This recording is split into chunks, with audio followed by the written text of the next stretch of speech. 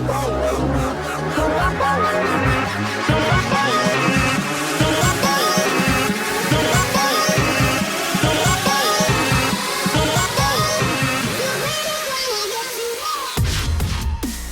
going down, guys? Hope everyone's doing well. Today is Sunday and I want to talk to you about my Mavic 2 Pro crash. So I just recently got this Mavic 2 Pro back from a refresh, and I didn't want to use my refresh, but I ended up having to because the bill that they sent me was $438.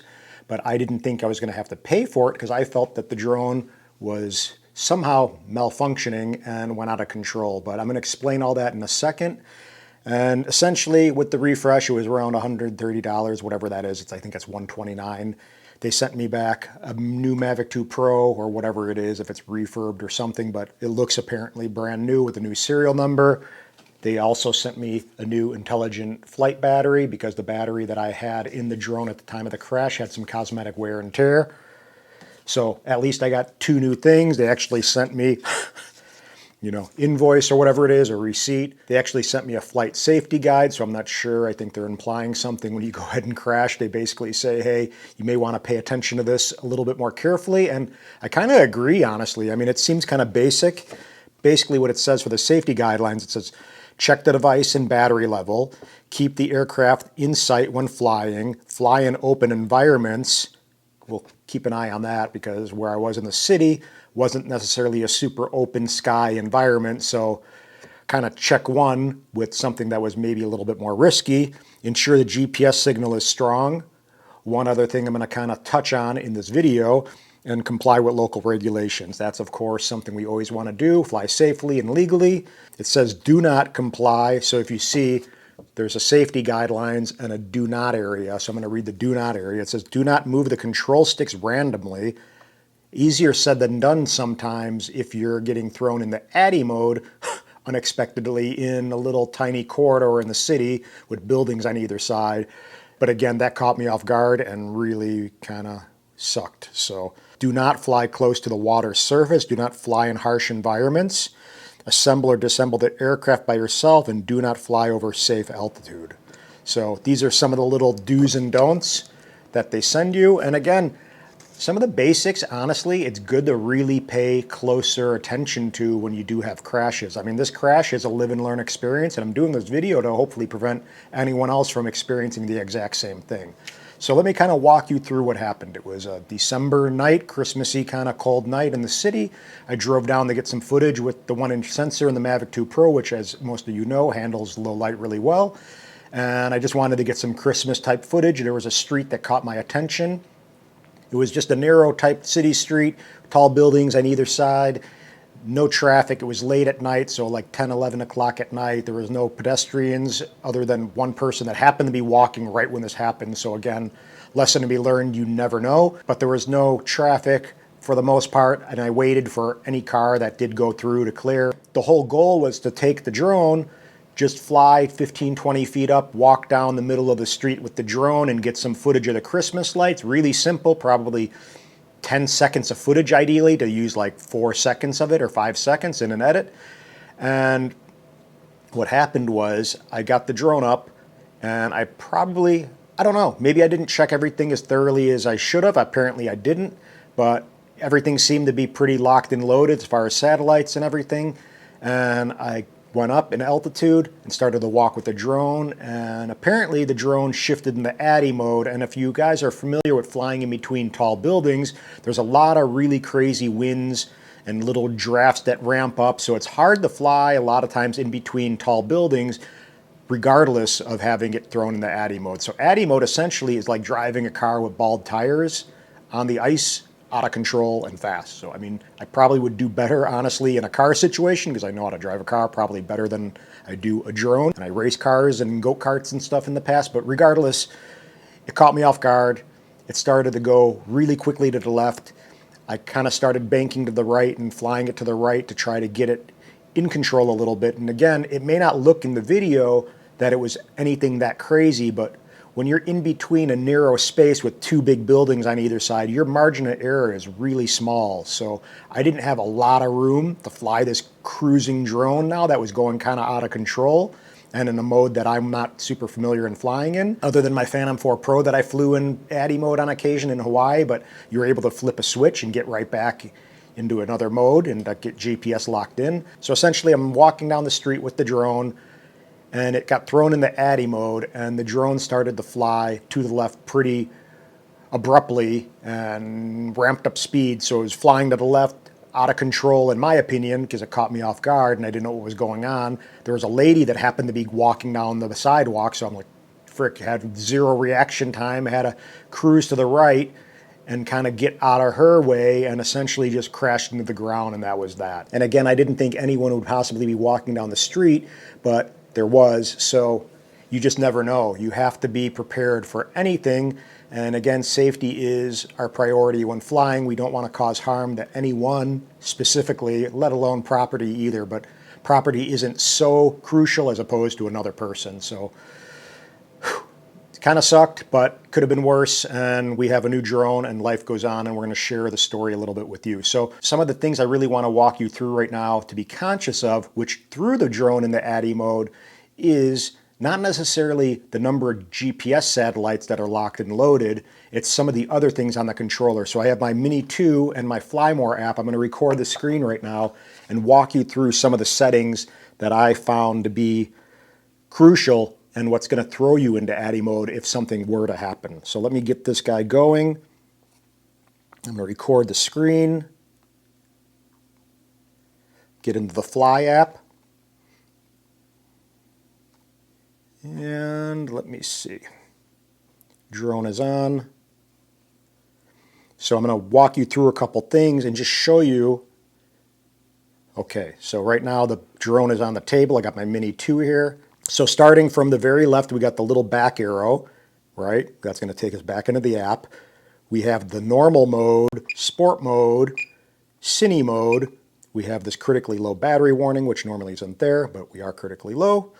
And then over here, we have 7, which is our battery percentage. We have the flight time, and these are the things that we need to be concerned with. So right over here, we have the number of satellites. It says 19. So the satellite thing isn't apparently what throws it into atti mode. So a lot of people will say you should be prepared to fly in atti mode, and that's one of the things a lot of people mention. They're like, you shouldn't learn on a GPS drone, you should learn on a non-GPS drone so you know how to be prepared for this kind of scenario if it does happen. But regardless, didn't do that. I learned on GPS type drones, and they basically say a confidence of 4 or 5 is necessary to avoid getting thrown in the atti mode. So the nav health is shown on both the RC and the Go or Fly app as a bar graph. So this little bar graph where it says RC, that's essentially what you need to really be conscious of. This little guy right to the right of the battery counter, to the left of the satellite, that's what you need to be aware of, because that's what can possibly throw you in the atti mode and really catch anyone off guard. So if that RC level is below 4, you want to be rethinking possibly where you're flying. You want it to have 4 or 5 bars, and I think that's a good safe level to be flying at. If anything below 4 or 5, you have the possibility of going in the atti mode and then having an issue like I did. I don't even know, honestly, if I paid too close attention to that, but I know now from here on in, I'm gonna pay close attention to that and really be conscious of where that's at, regardless of just the battery. So they say, of course, ideally you should fly in clear, unobstructed sky views. And where I wasn't. I was in between 2 city streets with tall buildings. The sky view was not very present, and it was dark, and there were a lot of things going against me, let alone if I had a low RC little bar thing showing that I could possibly get thrown in the atti mode. So there's that. People are saying, and apparently it's true, that it's not the number of satellites, it's not the satellite count essentially, it's the confidence the flight controller has in its location. So that RC is a very crucial thing to be paying attention to before you fly. Because again, if you get thrown in the atti mode and you don't know what you're doing, let alone in an extreme dark scenario in the city with buildings on either side, or you're just in a smaller space, things are going to get bad really quickly. So just wanted to walk you through that side of things and be aware where it's at in the actual app. So this is the Fly app, as I said. So I'm hoping this helps. I want you guys to avoid having the same kind of scenario again, if you're flying in the city or have flown in the city, you know that anything between buildings is very sketchy. I mean, I've had a lot of people chime in and say, hey, I fly in really extreme environments, but if you're flying in between tall buildings, that's probably the gnarliest types of flying you'll ever experience because, again, stuff just gets really disorienting when you're in between two tall buildings.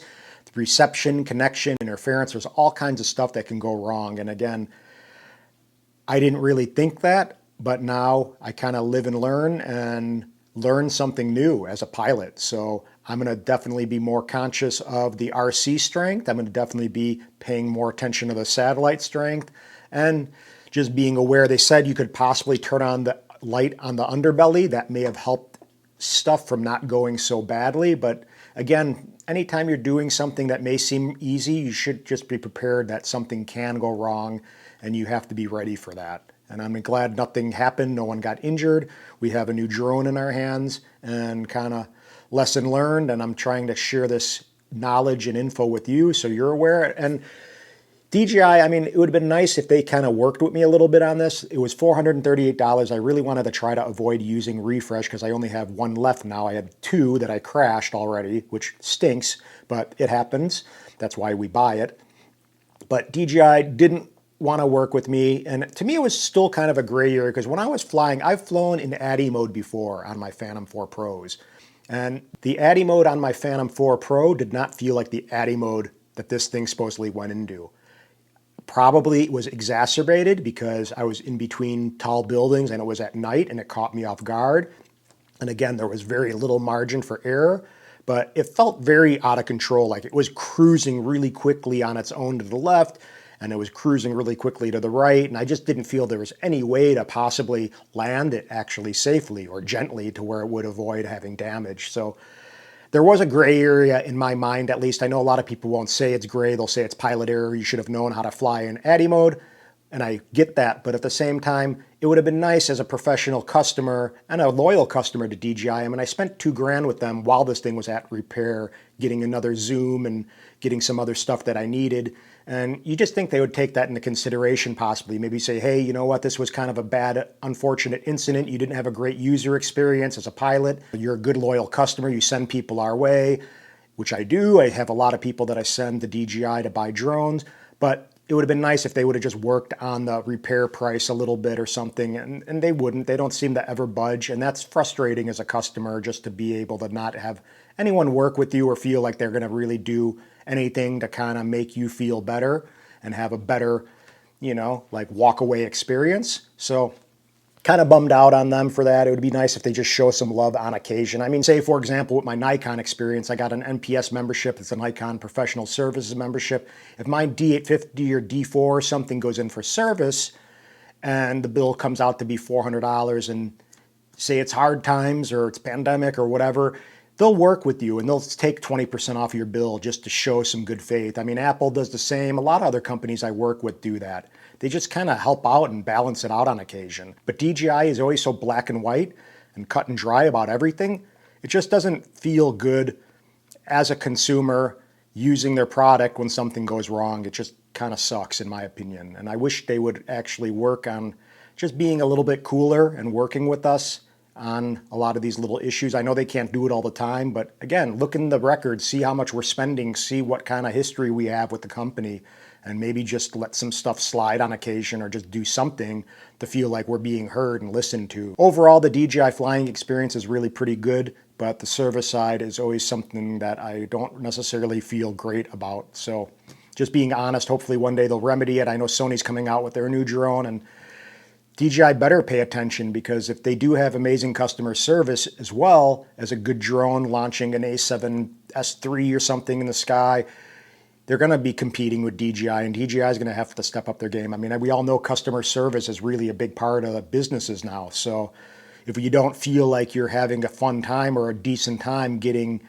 your stuff remedied, and again, with drones, we always have something happening, it kind of is a big negative and a big con. So anyway, if this helps, guys, subscribe. Again, be conscious of your RC signal strength and pay attention to the amount of satellites you have. And just know that if you are in some scenario where you do have a low RC strength, you can get thrown in the atti mode, which will again catch probably the best of the seasoned pilots off guard at times, again, based on your scenario and where you're at. So aloha guys, peace, bye.